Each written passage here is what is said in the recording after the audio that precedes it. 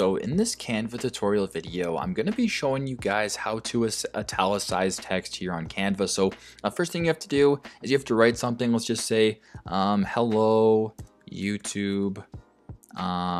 Perfect. We'll just say I want to do hello YouTube. So if you want to make it a little bit larger, just so it's a little easier to say, just drag it and make it a little bit larger.